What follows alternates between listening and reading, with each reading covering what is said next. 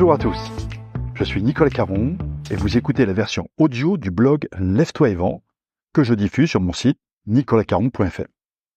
J'y traite des sujets de la prospection, de la vente, de la négociation, de management commercial et aussi de développement personnel quand il peut nous aider à vendre. Je vous souhaite une bonne écoute et la plus belle réussite commerciale possible.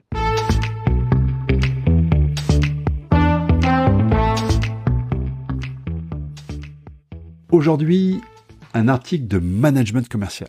Son titre, 7 pièges à éviter pour votre convention commerciale.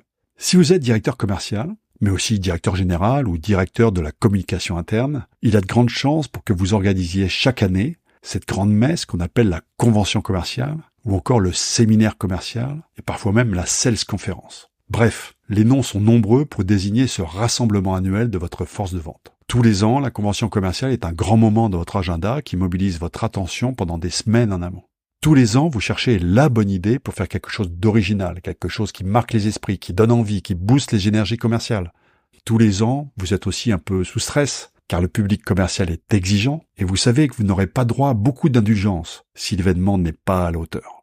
J'ai organisé de nombreux séminaires pour mes propres équipes pendant près de 20 ans. Et j'ai aussi, voire surtout, participé à encore plus de conventions commerciales en tant que conférencier ou maître de cérémonie pour mes clients. À ces occasions, j'ai pu observer quelques bonnes et parfois quelques moins bonnes idées. Alors aujourd'hui, voici une liste de pièges à éviter pour faire en sorte que votre prochaine convention commerciale soit vraiment au top. Premier piège, faire trop travailler avec des programmes de séminaires trop chargés.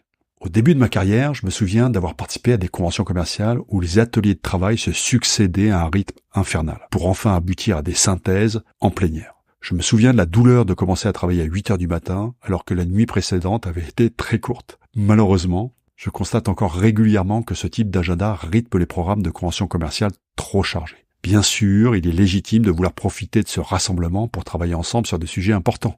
Mais c'est au moins aussi important d'en profiter pour faire la fête, savourer la joie de se retrouver et entretenir la dynamique de groupe. Alors, si le rythme de travail doit être encore plus intense que le reste de l'année, appelez ça un hackathon, mais pas une convention. Deuxième piège, faire semblant de travailler. Attention à ne pas prendre les gens pour plus bêtes qu'ils ne sont. J'ai souvent eu à répondre par la négative à des clients qui me demandaient d'organiser des travaux de réflexion qui devaient aboutir sur une conclusion déjà définie à l'avance. Cette méthode est non seulement insultante à l'égard des participants qui comprennent immédiatement la manœuvre, mais elle est aussi dévalorisante pour le management qui illustre son manque de courage tout en gâchant un temps de travail qui pourrait être tellement mieux investi. Troisième piège, faire une convention commerciale au rabais. Une convention coûte cher, certes, mais le tout premier poste de coût n'est pas celui qui brille le plus. Le vrai coût est un coût d'opportunité. C'est celui qui correspond à l'immobilisation des collaborateurs qui, au lieu de produire, de vendre, d'être chez les clients, sont en convention pendant plusieurs jours. En clair, on paye des gens pour faire autre chose que ce qui est attendu d'eux, et ça coûte cher.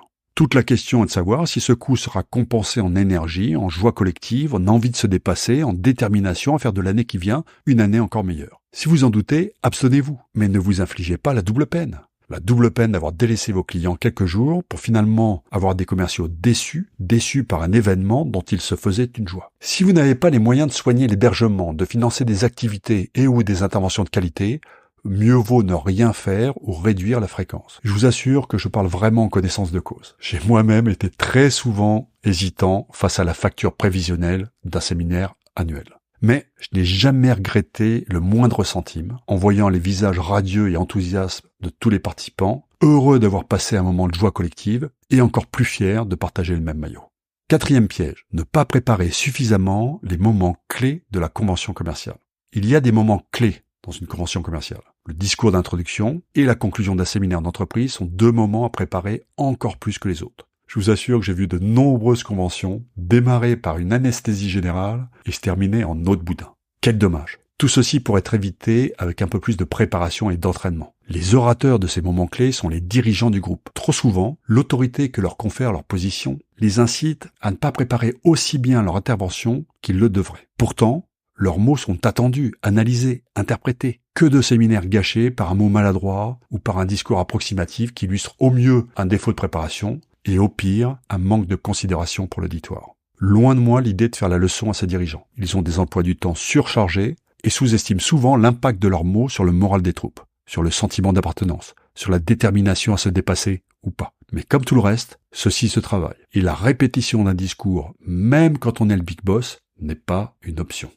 5e piège, pas de fil rouge. Toute l'année, les commerciaux sont la cible d'innombrables communications et d'autres messages en provenance de la direction du marketing, du management direct, voire même des directions produits. Toute l'année, les commerciaux ont du mal à savoir si la dernière campagne doit vraiment les inciter à oublier les objectifs de la précédente. Bref, je généralise sans doute abusivement, mais dans bien des entreprises, les commerciaux sont les destinataires d'une communication dense qui est rarement synonyme de clarification. Et comme si cela ne suffisait pas, nombre de conventions commerciales donnent lieu à un défilé d'exposés successifs où chaque intervenant fait de son mieux pour mettre en valeur son offre, son idée, sa priorité. En faisant cela, on fait plaisir aux orateurs qui sont ainsi mis en valeur, mais dans le même temps, on y perd son public qui y voit de moins en moins clair et n'attend plus qu'une chose, la prochaine pause café. La convention commerciale ne doit pas être pensée comme une occasion de noyer un peu plus les commerciaux, mais plutôt comme une formidable opportunité pour clarifier, simplifier, faciliter la compréhension du message clé et de la priorité du moment et des moyens de l'atteindre. Moralité, pas de fil rouge, alerte rouge.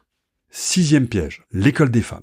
La vente est un sport de compétition. Certes, le chemin et la qualité du travail sont aussi très importants, mais ce qui prime reste le résultat. C'est pour cela que nous sommes payés, et cela doit être le critère de reconnaissance. Vouloir récompenser le plus de gens possible part bien sûr d'une bonne intention, mais risque surtout de diluer le prestige des premières places en termes de résultats. Attention, je ne prétends pas que la culture du podium soit fatalement une bonne idée, mais lorsqu'elle est choisie, alors il convient d'aller au bout de la logique en mettant en avant les meilleurs et en les récompensant à la hauteur de leurs exploits. Là encore, à faire les choses à moitié, on risque de générer plus de déception et d'amertume que de motivation.